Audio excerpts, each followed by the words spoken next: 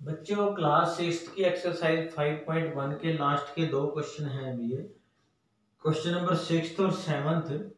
Question number 6 क्या है कि बी रेखाखंड AC का मध्य बिंदु है और सी रेखाखंड BD का मध्य बिंदु है, जहां ABCD यानी जो चारों पॉइंट है ABCD एक ही रेखा पर स्थित है, एक ही लाइन पर स्थित है।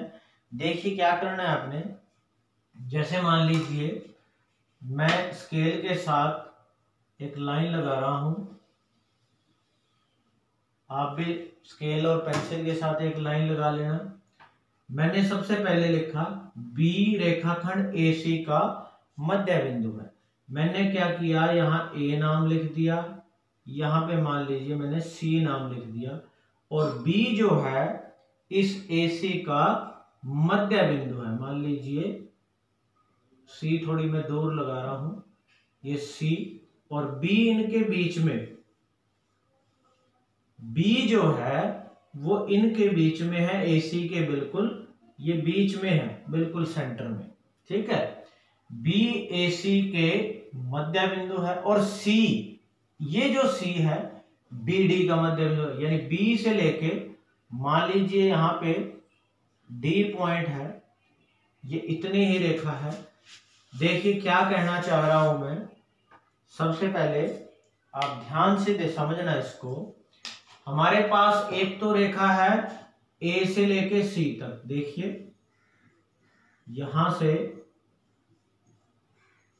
C तक AC, उसका मध्य बिंदु तो है B, यानी बिल्कुल बीच में है B। और एक हमारे पास जो रेखा है वो क्या देखिए BD, यानी यहां B से लेके ये यहां तक एक है BD, उसके BD के जो बीच में है वो कौन सा पॉइंट है, वो है ये वाला C। ये इनके बीच में है C और इन दोनों के बीच में है AB। अब आप ध्यान से देखिए इसमें कि इसमें आप ध्यान से देखोगे, अगर AC के बीच में बिल्कुल बीच में AB है, इसका मतलब AB किसके बराबर है, BC के, यानी AB जो है वो बराबर किसके है, BC के, क्योंकि B क्या है इनके बिल्कुल बीच में है। और अब मैं कह रहा हूं C जो है वो BD के बीच में, इसका मतलब BC, इतना BC हिस्सा किसके बराबर है, BC जो है बराबर है CD के। ठीक है, समझ गए।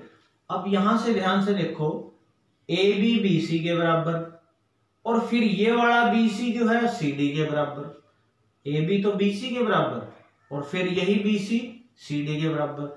जब ये आपस में बराबर है तो हम सीधा ये भी कह सकते हैं AB किसके बराबर है, CD के बराबर है। तो यही हमने बताना है, क्या AB बराबर है CD के, तो हमने लिखना है कि हाँ AB बराबर है CD। उसके बाद है 7वां क्वेश्चन, 5 त्रिभुज खींचिए और उनकी भुजाओं को मापिए। मैं एक त्रिभुज खींच के बताऊंगा, 5 आपने आप खुद करना है आपने। देखिए जैसे मान लो मैंने स्केल से सबसे पहले नीचे एक लाइन लगा रहा हूं मैं, जैसे मैंने मान लीजिए ये मैंने 7 सेंटीमीटर ली, आप अपनी तरफ से कितनी भी ले सकते हो। और इधर से फिर मैंने मापा, जैसे ये मैंने अब ले ली 6 सेंटीमीटर, ये 6 तक लिया मैंने, इधर स्केल में 6 तक है।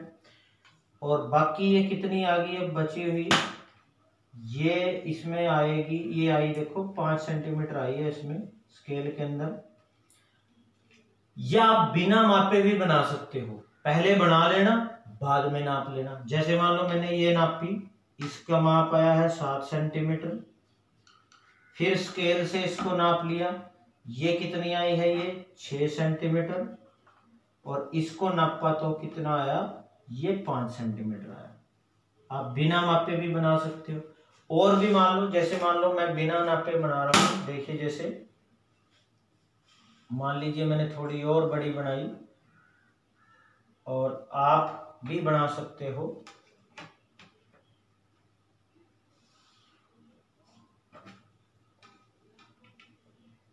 मैं 2 बना के बता रहा हूं, आपने 5 बना लेने।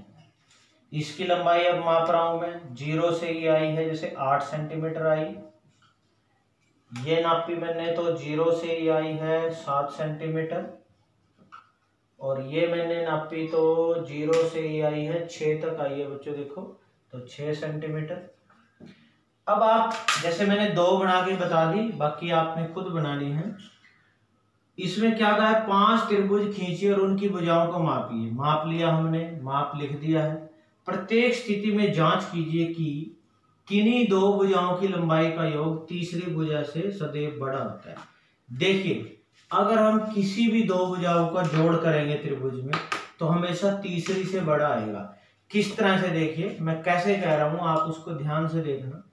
जैसे मान लीजिए सबसे पहले मैंने ये 7 और 6 का जोड़ लिया, 7 और 6, देखो 7 और 6, 7 और 6 कितना आएगा 13, और ये बड़ा आएगा, बड़े का निशान डाल दिया, बड़े की तरफ मुंह खुला होता है। किससे बड़ा, तीसरी भुजा 5 से बड़ा है ना।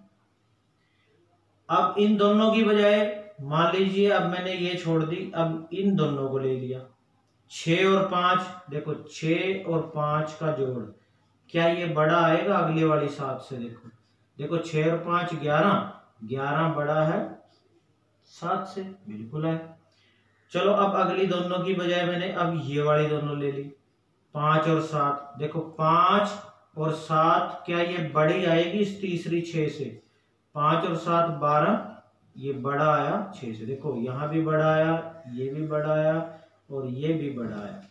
हमेशा किसी भी त्रिभुज में 2 भुजाओं का जोड़ तीसरी से बड़ा होगा ही होगा, तीसरी से बड़ा होता है। चाहे आप इसमें करके देख लेना, देखो 8 और 7 को जोड़ा 15, बड़ा किससे है 6 से, फिर 6 और 7 को जोड़ा कितना 13, 13 भी बड़ा आएगा 8 से, फिर उसके बाद 6 और 8 को जोड़ा 14, 14 भी बड़ा आएगा 7 से। तो यानी हमेशा क्या लिखना है कि हाँ, त्रिभुज में किन्हीं 2 भुजाओं का योग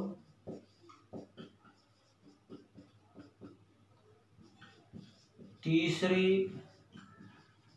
भुजा से बड़ा होता है।